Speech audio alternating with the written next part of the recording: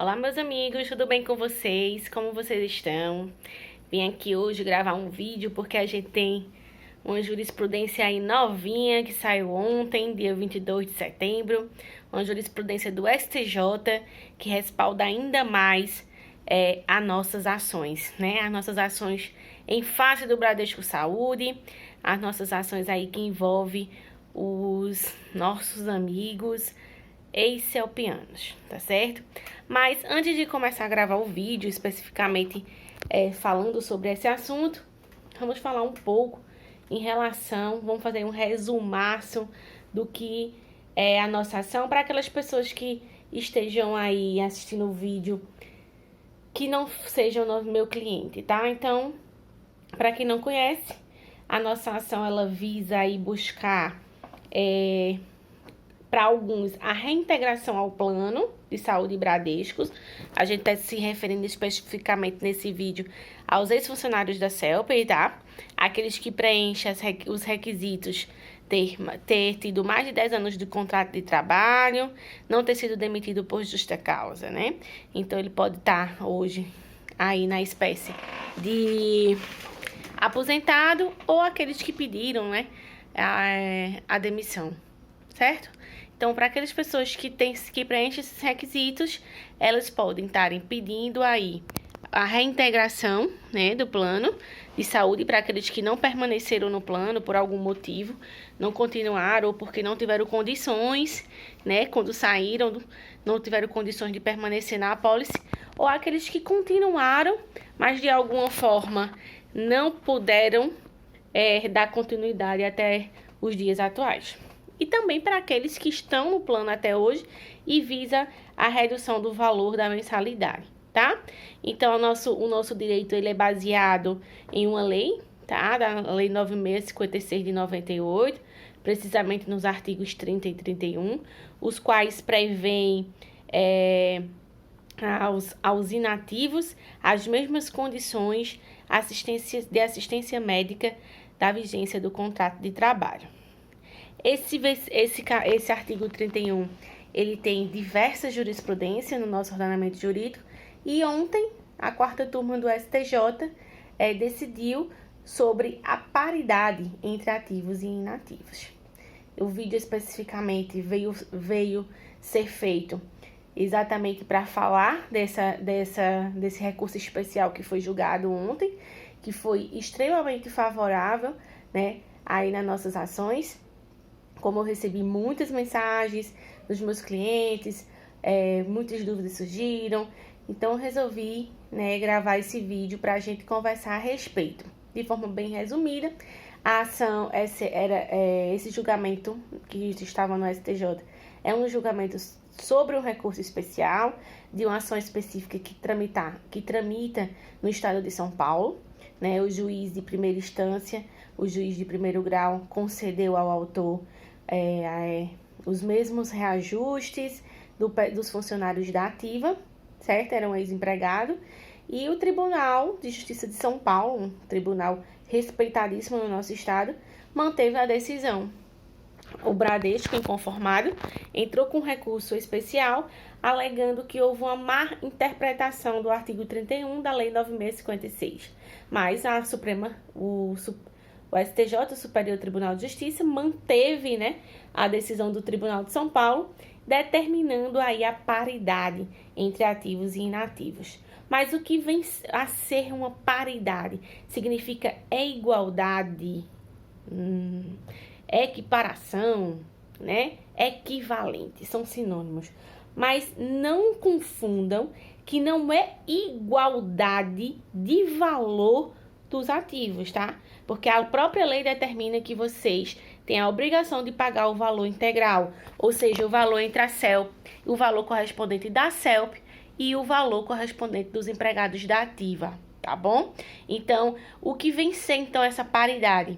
Vem ser a igualdade de reajustes, né? Vocês têm direito a ter os mesmos reajustes que o pessoal da ativa, as mesmas condições assistenciais médicas, é nesse respeito, tá? Não é em relação ao valor, não, certo?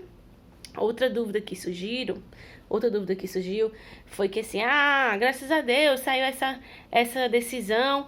Agora, doutora, a gente só vai atrás do retroativo, né? Já que agora o STJ já decidiu a respeito.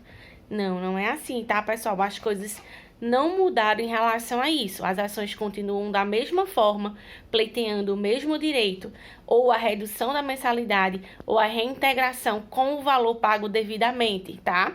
Não mudou, vocês têm que constituírem advogados do mesmo jeito, pleiteando judicialmente esse direito.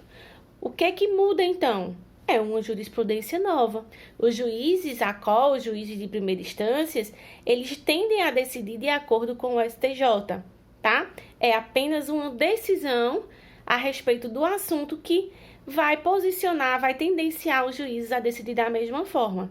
Não confundam, não é lei, tá? Não é lei que vincula, não é uma decisão erga omnes. É uma decisão apenas lá que vai beneficiar diretamente ao autor lá de São Paulo, certo? Pra gente, o que é que a gente vai fazer? A gente vai peticionar em nossos processos antigos essa nova jurisprudência e aos novos a gente vai incluir para mostrar qual é a tendência do tribunal a respeito do assunto, tá certo? Outra informação bem interessante que o RESP trouxe foi em relação a seguinte entendimento. Vocês não têm direito, tá? Não é um direito vinculado às mesmas condições do contrato de trabalho. Isso é excelente. Isso significa que, se amanhã for outra prestadora de serviço, for outra operadora, vocês vão junto com os ativos, porque não está vinculado especificamente ao contrato de trabalho. Até porque tem muitos clientes meus que nem fizeram parte do Bradesco Saúde na época da vigência do contrato de trabalho, tá? Isso foi excelente também em relação ao seguinte, a paridade, ela veio trazer aí, derrubou alguns entendimentos em que a lei, ela apenas previa aí a mesma cobertura. Existia esse entendimento de alguns juízes que a lei só previa a mesma cobertura, o mesmo tipo de plano, mas não previa, vamos dizer assim, os mesmos reajustes, o valor equiparado do ativo. Tá? Existe uma resolução normativa da 279 de 2011 em que ela previa que os planos de saúde poderiam ter dois tipos de, vamos dizer assim, de contrato. Um para os ativos e um para os inativos, certo? Só que aí eu sempre argumentava, olha, a resolução, ela é hierarquicamente inferior à lei. Então, ela só tem caráter suplementar, ela não pode restringir direitos. Porém, de toda forma, a apólice em questão da CELP, ela não tem dois tipos de contratos, dois tipos de apólice em si. Não, ela apenas é discriminatória para em relação aos funcionários da inatividade. Tá certo, pessoal? Então, é isso. É apenas uma jurisprudência que é excelente, é a nosso favor, contribui bastante em relação a nosso entendimento. A gente vai peticionar nos autos dos processos antigos, mostrando esse novo entendimento aos juízes e adicioná-los nas nossas próximas ações. Mas vocês precisam ainda constituir um advogado para poder pleitear esse direito na justiça, e ele não é automático, tá? E ele não obriga diretamente ao juiz a essa decisão, tá certo? Então, a gente entra com a ação buscando aí diminuir o valor da mensalidade, né? E após transitar e julgado, a gente sim vai pleitear os valores indevidamente pagos para você ser restituído aí nos últimos 3 anos, que é assim que os novos entendimentos têm, né? Não são de 5, são de 3 anos. E para aqueles que não estão no plano, a gente busca a reintegração já de imediato com o valor justo, com o valor correto, com o valor com paridade com os funcionários da ativa, né? Se Deus quiser, as nossas ações cada vez mais, a gente tem tendo cada vez mais êxito, e agora com essa nova decisão tendenciou ainda mais a continuar a ser exitosa. Um grande abraço.